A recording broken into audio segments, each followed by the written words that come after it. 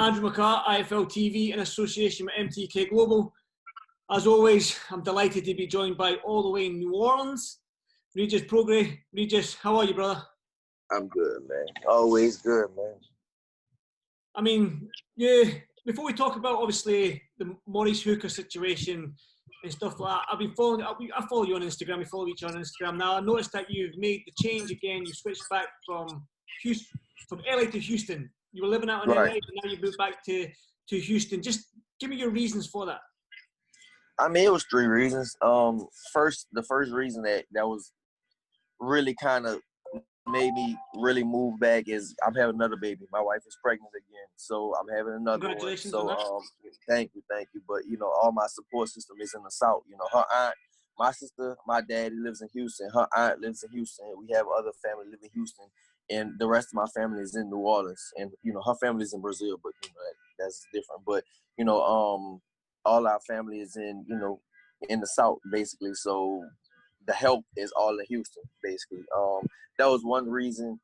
Second reason, LA is too expensive. Basically, LA is very, very expensive. I still could have stayed, but it's way, way too expensive, man. It's fucking super. It's just, basically it's very expensive out there. And I mean, I love LA. But in the main reason I moved back is for my career. Basically, it's just like I felt like my whole success in Houston is that I lived in training camp, and in LA I felt like I lived on vacation, basically. So that's the main reason I came back. But it was just those three things. That's just those three. Let's talk about your career then. I think it was February. Eddie Hearn held a press conference in Texas, in Dallas, Texas. Well, Frisco, Texas. I was there. Press conference with Maurice Hooker. Now, you were willing to give up £3 at 143 to fight Hooker. Obviously, you're a £140 fighter. Do you know what I mean? Yes. Now, you released a video on your YouTube channel. You can plug your YouTube channel if you want to get some more subscribers. But right. Mm-hmm. Just tell me what happened between the communications and the 143 going up to 144 pounds, Maurice Hooker going up to 147 and so on. Just tell me your side of the story. I mean, first off, I'm a 40 pounder. I want to be a champion again at 140. That's my personal goal. For me, I want to be a champion at 140. And the thing is, I want to get back in line for like some type of title shot or something like that. We want to be for, me and his fight, we want to be for like eliminator. And he was just like, I think Bomac, his trainer Bomac, was saying that he can't make 140. It took him 3 months to make 140. They was like, all right, let's just do the fight at 143. So then was like, all right, that's cool. I still really wanted to do that, to take that fight. So it was like, all right, that's cool. Let's make it at 143. Of course, the April 17 was, because of the pandemic, we couldn't do that. So it was like, all right, whatever. That's over. And then when they came back, he wanted to do that 147. So it was like, no, hell no. Like, no, at first I want to be at 140, and now they want to be at, 147. Like, first off, I gave up 3 pounds. I gave up to be at 143. I did it at 143. I agreed to that, but now he's going to 147. No, I don't want to do that. It's just, I don't, he said he doesn't need me. I definitely don't need him. So, hey, fuck it. You know what I mean? I guess the fight is off, so I don't think it's bad on my part, because the agreement originally was supposed to be at 143, so, and then, like I said, his trainer said that he can't make that weight. It takes him 3 months to make 140. You had over 3 months, because of the pandemic, but I'm pretty sure he been sitting on his ass, he been eating and doing all kinds of other stuff, and that's why he can't make 143. That's why he wanted to go at 147. So no, it's not my fault that he can't make the weight. I can still make the weight. I'm still in pretty decent shape right now. So I'm always training. So like I said, man, that's, for me, it's not my fault. It's all on him. So if he can't make the weight, then the fight is off.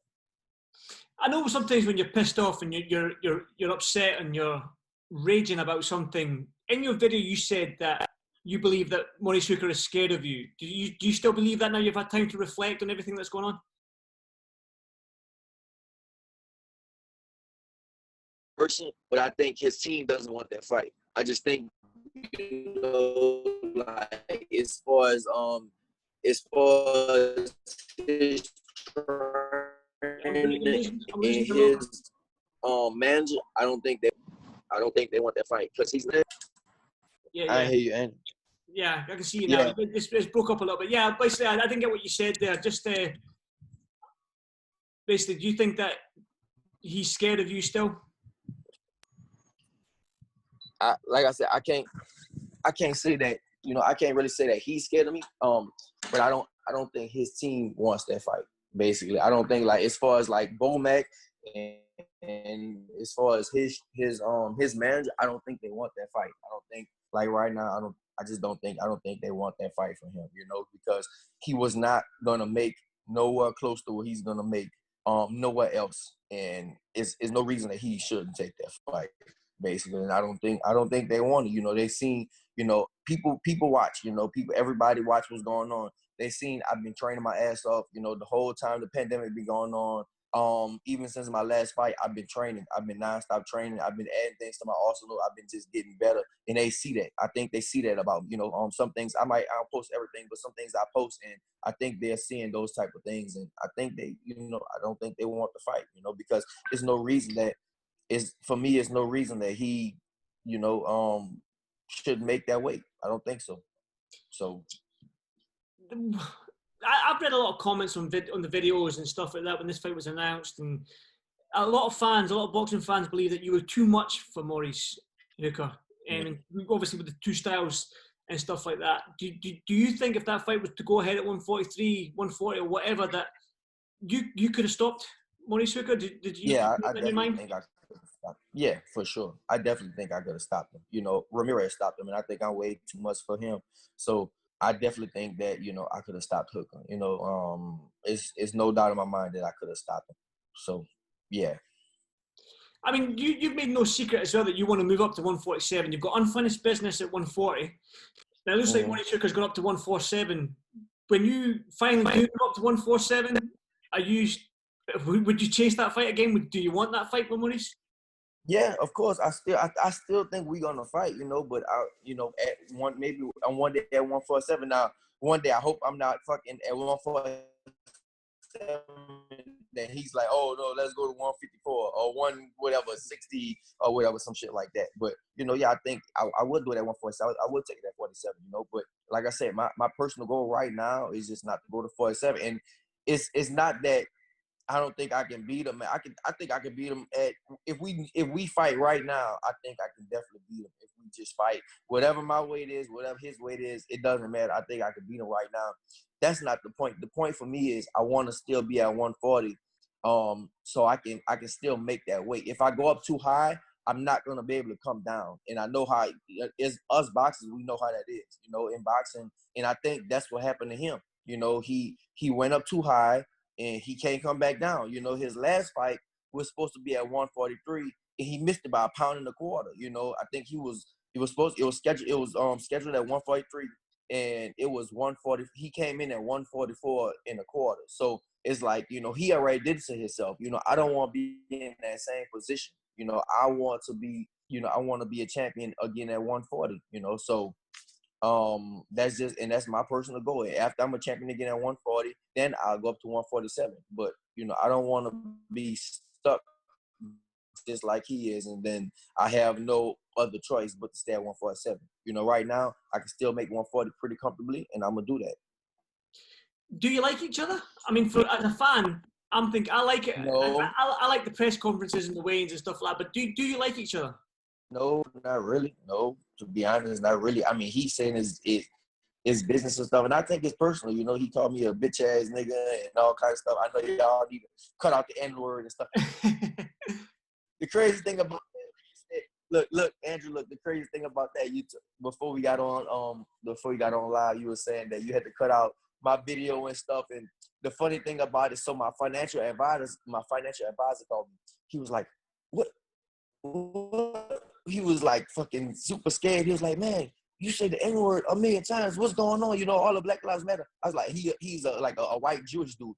And I was like, bro, I don't know if you know, but I'm black. That's how like I really talk. That's like my usual talk, you know, like my bad about it, but that's like how I really, you know, that's how I usually talk, bro. I'm black. He was like, I didn't know you was black. I was like, you didn't know I was black? I was like, yeah, bro, I'm black, bro. That's how we talk, basically. He was like, man, he was like fucking scared. He called my manager and fucking Peterburg and shit, and it was like, man, he said all this, and like, no, bro, it's all right. I'm good. Now you can't say it, but I I can say can't it. say it. No, I'm not even gonna attempt to say it. That's why. And I told my financial advisor, nah, you can't say it, but now me, yeah, I said it, bro. But no, yeah, to get back to your question, bro, yeah, we don't. I mean, I don't like him. I don't hate him. You know, I don't hate nobody, but I don't like him. You know, especially after all this is being, all this type of stuff is happening. I don't like it because it's just like it's bitch ass shit to me. Like I said, you know, originally, like I said, just bitch ass shit to me a lot. I'm losing you again. We just sorry, bud. No. I'm sorry. You hear me now? I can hear you now. Yeah. All right, my bad. So yeah, like I said, I just think it's a lot of bitch ass shit is going on. You know, originally the weight was supposed to be at 140, and we budged at 143, and now they want to be at 147. And actually, me and him wrote each other on Twitter, on Instagram. I DM'd he replied to my video, so we DM'd each other and stuff. Like he was like, you all talking, all. I was like, man, look, make the weight and you can see who all talk. And he was like, nah, I'm at 147 now and all that. So let's talk about 140 then. You say you've got unfinished business. You want to be a champion to get 140. Now we know who the champions are: Ramirez and Josh Taylor. You fought Josh Taylor, and probably, in my eyes, in my opinion, was the fight of the year. You got Ramirez, who you believe you've said since day dot. I think you said since when I met you out in Dallas in July last year. You said Ramirez is tailor made for me. I can beat Ramirez and stuff like that. So what kind of path are you taking? Have you and your team, have you sort of in your mind, have you got a path laid out to get to one of the champions?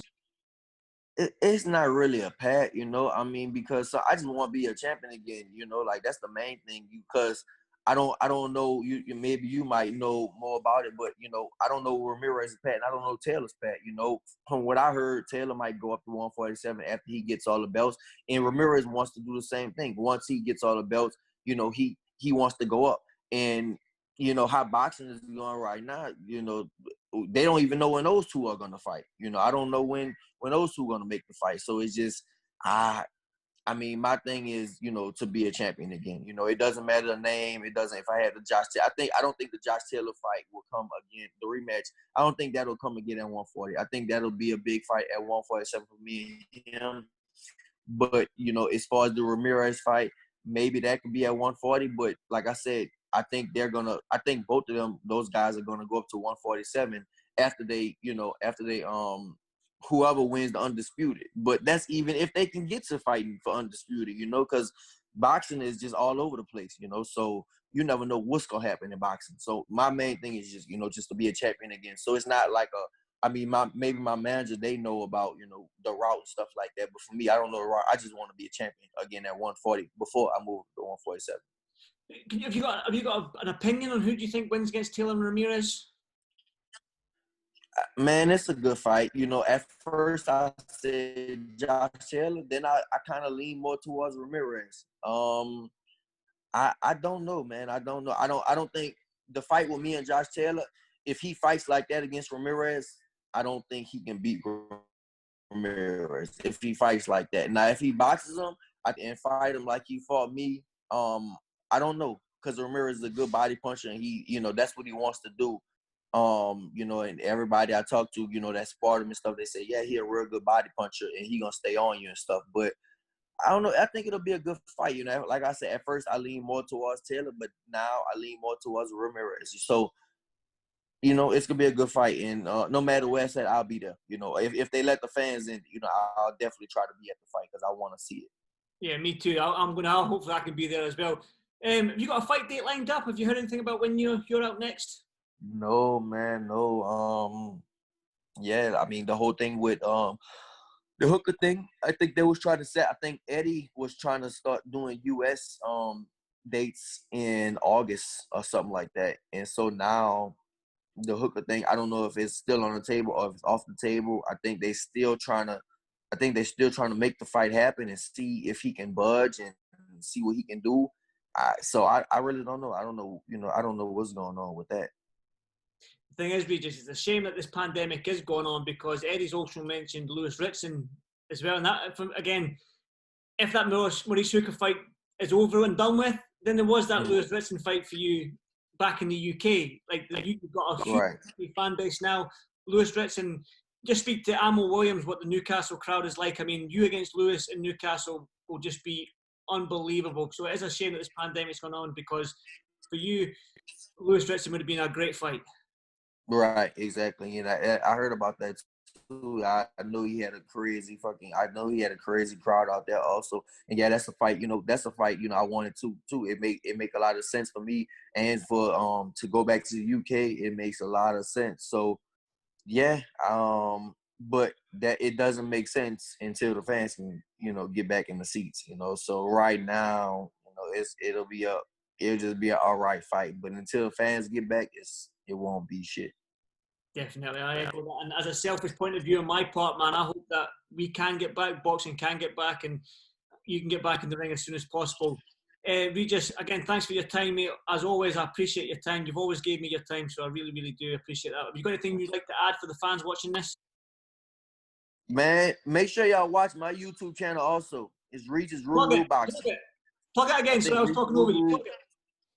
I'm gonna put it up there, bro. Yeah, you gonna put it for me, right? You put it up there for me, bro. Yeah, that's the main thing, bro, man. It's good talking to y'all too, man. Be safe. Everything out there in this pandemic is all messed up right now, bro. So y'all be safe out there, and hopefully I can be back out there soon. Good stuff, Regis. As always, thanks for your time, brother. Stay safe, and hopefully I'll catch up with you soon. All right, bro. Have a good one. Stay safe, man.